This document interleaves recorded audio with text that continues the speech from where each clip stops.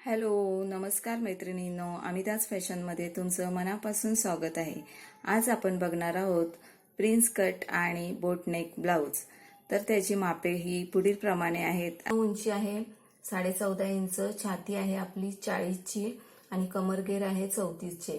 बाही आपली 5.5 इंचाची आहे आणि दंडघेर आहेत आपले 7.5 इंच. तर हा बोटनेक असल्यामुळे आणि प्रिन्स कट असल्यामुळे, बोटनेक असल्यामुळे काय होतं, आपल्याला शोल्डर हे जास्त घ्यावे लागतील आणि मुंडा घेर हा आपल्याला जास्त घ्यावा लागेल. तर त्यासाठी कशा पद्धतीने आपण मापे टाकावीत ते आपण बघूया. 14.5 इंच उंची, त्याच्यामध्ये प्लस 1 इंच आपण वाढवून घेतलं.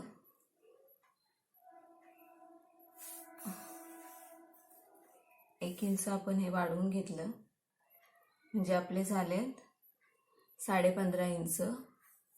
15.5 इंचावर आपण अशी एक खूण करूया. त्यानंतर शोल्डर आपल्याला इथे घ्यायची आहेत 7.5 इंच घ्यायची आहेत, कारण आपली छाती 40ची छाती आहे. छातीचं माप आपलं बरंचसं मोठं आहे आणि बोटनेक असल्यामुळे शोल्डर हे आपल्याला जास्तच घ्यावे लागतील. म्हणून 7.5 इंच आपण शोल्डर घेतलेत आणि 7.5 इंचाचाच आपण मुंडा घेऊया अशा पद्धतीने. आणि आता आपण छातीचं माप टाकूया. तर छाती आपली 40 इंचाची आहे. तर 40 इंचाचा चौथा भाग 10 इंच येतो. 10 इंचामध्ये आपण 1.5 इंच मार्जिनसाठी घेऊया. 1.5 इंच घ्या किंवा 2 इंच घ्या, हे तुमच्यावर आहे. तर मी इथे 2 इंच वाढवून घेत आहे, म्हणजे इथे पूर्ण 12 इंच मी घेत आहे. अशा पद्धतीने 12 इंच इथे घेत आहे. आणि कमरघेर आहे 36 इंच. तर आपल्याला 36चा चौथा भाग म्हणजेच 9 इंच घ्यावं लागेल. तर 9 इंचामध्ये आपण 1.5 इंच वाढवून घेणार आहोत. 9 इंचामध्ये 1.5 इंच वाढवून घेणार आहोत, कारण पाठीमागचे टक्स आपल्याला मारावे लागतात बॅक नेकला. तर 9 इंच, त्याच्यामध्ये प्लस 1.5 इंच म्हणजे आपलं होतंय 10.5 इंचाचं इथं आपण मार्जिन करू आणि हे पॉइंट्स जुळवून घेऊया अशा पद्धतीने.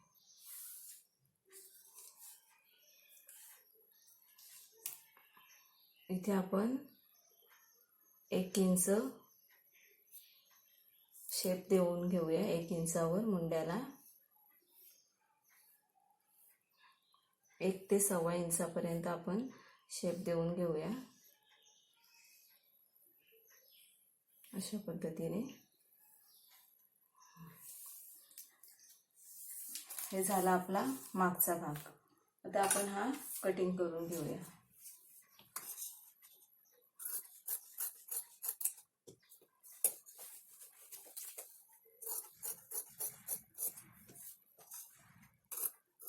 अशा पद्धतीने कटिंग करून घेऊया आपण.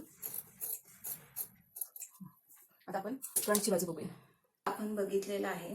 आता आपण तोच मागचा भाग आपण हा असाच्या असा उतरवून काढायचा आहे. अगदी सोपी आणि साधी पद्धत मी तुम्हाला सांगत आहे प्रिन्स कटची.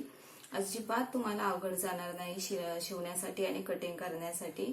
तर काय करायचं, आपण जो मागचा भाग कटिंग केलेला आहे तोच मागचा भाग आपण जसाच्या तसा अस्तरवर उतरवून घेऊ पहिले. तर असा हा व्यवस्थित आपण ठेवून घेतलाय आणि हा आपला फ्रंट भाग असल्यामुळे इथे आपल्याला अर्धा इंच वाढवून घ्यावं लागणार आहे. तर अर्धा इंच आपण इथे वाढवून घेऊया शिलाईसाठी.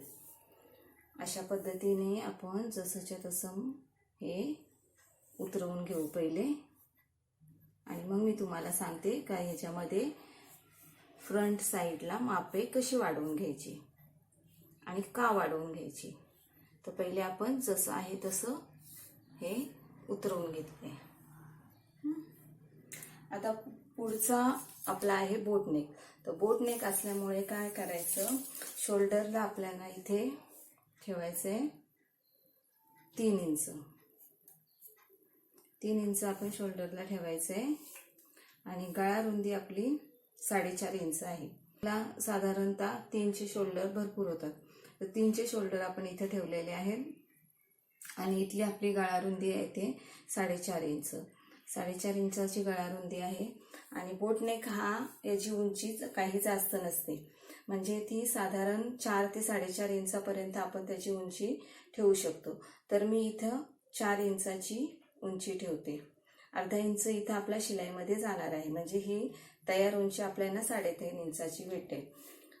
आणि इथे पण आपण 4.5 इंचाचीच खालची जी रुंदी आहे ती 4.5 इंचाचीच ठेवणार आहोत अशा पद्धतीने.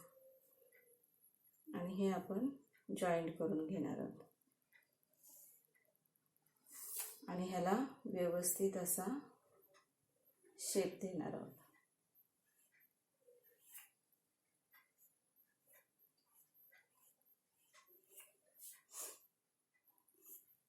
अशा पद्धतीने.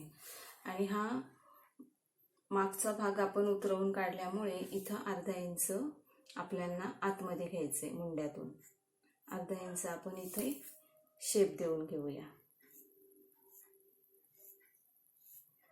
बोटनेक असल्यामुळे जरा शोल्डर पासूनच, म्हणजे शोल्डरच्या थोडंसं खालपासून आपण मुंड्याला अर्धा इंच आतमध्ये घेऊया.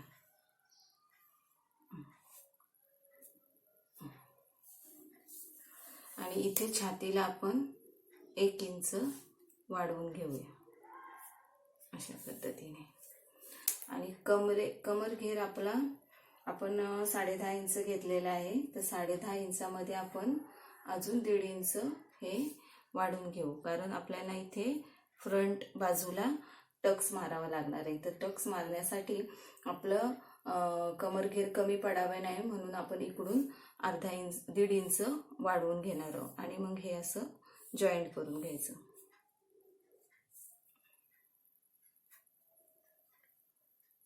अशा पद्धतीने. आता आपण इथून 4 इंच घेणार आहोत आणि इथून 4 इंच घेणार आहोत, म्हणजे इथून 4 इंच घेणार आहोत अशा पद्धतीने. आणि हा पॉइंट आणि इथून हा पॉइंट असा जॉईंट करायचा अशा पद्धतीने.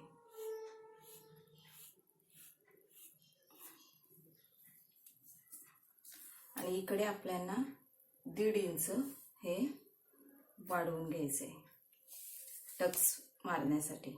आणि हा इथून 4.5 इंचापासून आपल्याला असा टक्स मारायचा आहे. हे आपल्याला कटिंग करून घ्यायचे अशा पद्धतीने शेप देऊन घ्यायचा. हे झालं आपलं फ्रंट नेक, बोट नेक आणि प्रिन्स कट. आता आपण हे जी कटिंग करून घेऊया.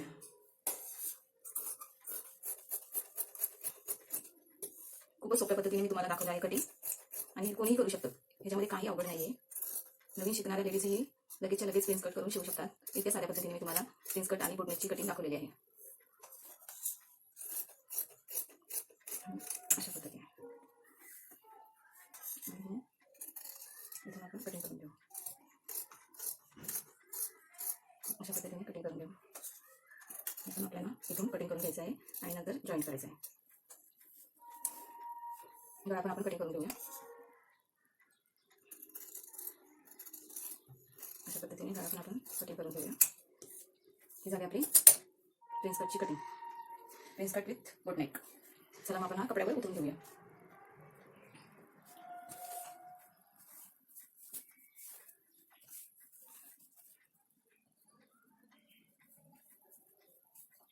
अशा पद्धतीने व्यवस्थित कपड्याची घडी घालून घ्यायची. मागची बाजू आपण ठेवून घेऊ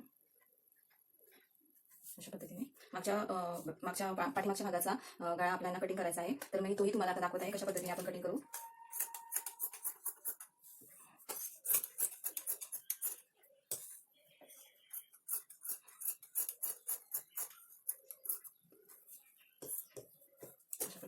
घ्यायचं आणि कटिंग करून घ्यायची. हे पण आपण अशा पद्धतीने ठेवून घेऊ आणि कटिंग करून घेऊ.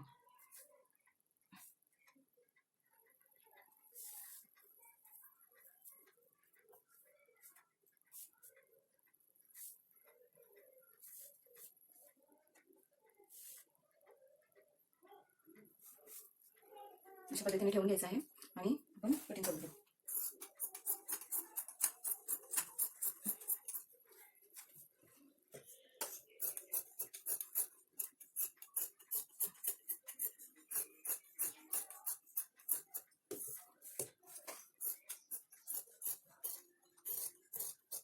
झाली आपली कटिंग. आता बाही कटिंग करून घेऊया. बाही आहे आपली 5 इंचाची.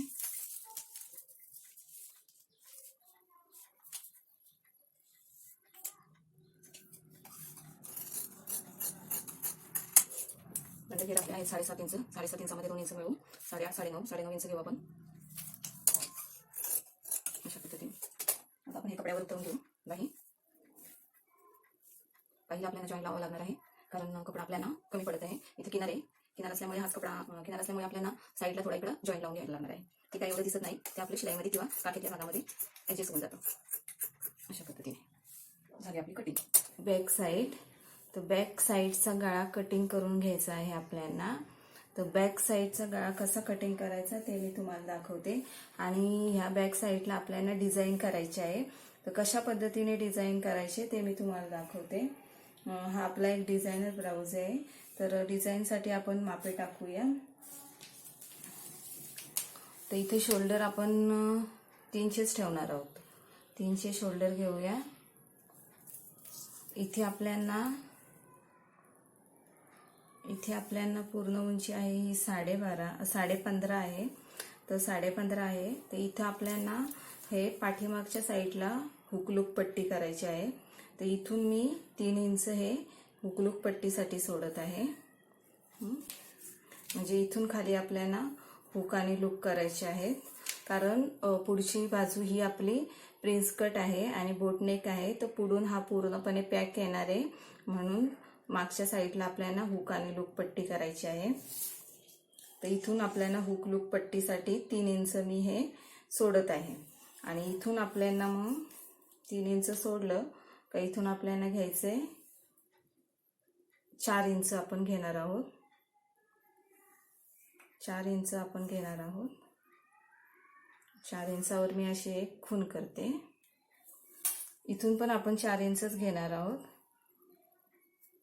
4 इंच आपण घेणार आहोत आणि ही 4 इंचाची आपली रेष जी आहे ती मी जॉईंट करून घेते. पूर्णपणे बॉक्स करून घेते. इथं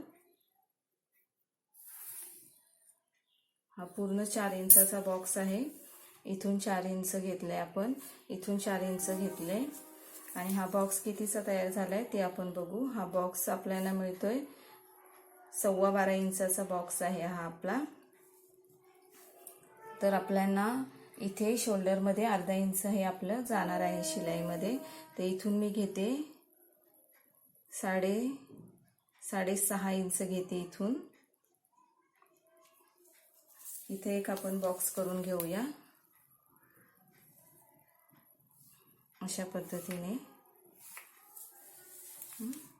आणि इथून 1 इंचावर आपण गळ्याला शेप देऊन घेऊया 1 इंचाच्या. तर हा आपल्याला राऊंड नेक शिवायचा आहे.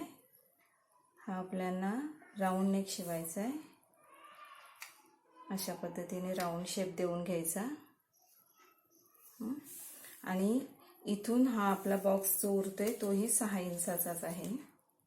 इथून जो आपला बॉक्स उरतोय तो 6 इंचाचा आहे.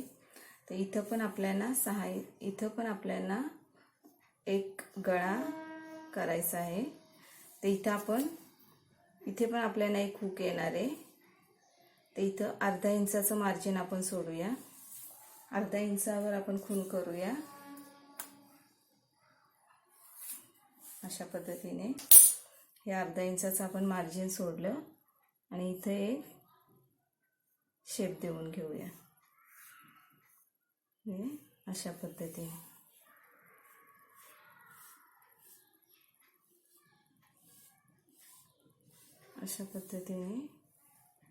शेप देऊन ठेवूया.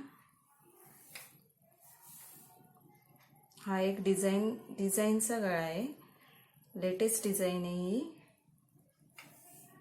याचा व्हिडिओ मी अपलोड करणार आहे, तो तुम्ही बघायला विसरू नका. स्टिचिंगचा कटिंग तर आता आपण करून घेतलेली आहे. तर आता आपण हा गळा जो काढून घेतलाय तो कट करून घेऊया. अशा पद्धतीने गळा कट करून घ्यायचा आहे.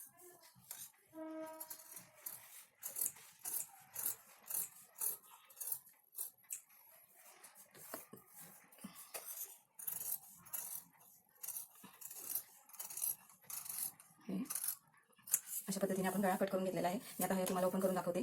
आता हा गळा कशा पद्धतीने शिवायचा आणि कसा डिझाईन करायचा यासाठी तुम्हाला पुढची व्हिडिओ नक्कीच बघायला लागणार आहे. तर चला आपण आता स्टिचिंग कशी करायची ते बघूया. इथे पण आपण एक कट करून घेऊया, म्हणजे आपल्याला शिवताना प्रॉब्लेम येणार नाही. इथे आपल्याला एक हुक बसवायचंच आहे आणि इथे पण आपल्याला एक हुक पट्टी करून घ्यायची आहे. त्यामुळे आपण कशी स्टिचिंग करायची ते आपण बघूया. चला तर मग आपली आता कटिंग पूर्णपणे झालेली आहे. तर आता हा कटिंग केलेला ब्लाऊज कसा स्टिच करायचा, कशी डिझाईन करायची, कशा पद्धतीने शिवायचा हे जर तुम्हाला बघायचं असेल तर नक्कीच तुम्हाला पुढची व्हिडिओ ही बघावीच लागणार आहे. तर आवडत असेल तर लाईक करा, सबस्क्राईब करा आणि कमेंट्स टाकायला अजिबात विसरू नका. तुम्ही कमेंट्स टाकल्यामुळे मला अजूनच छान छान व्हिडिओ बनवण्याचं प्रोत्साहन मिळतं. म्हणूनच तुम्ही कमेंट्स नक्कीच टाकत जा. आणि माझी व्हिडिओ पूर्णपणे बघितल्याबद्दल धन्यवाद. तर पुढची व्हिडिओ बघायला विसरू नका. थँक्यू.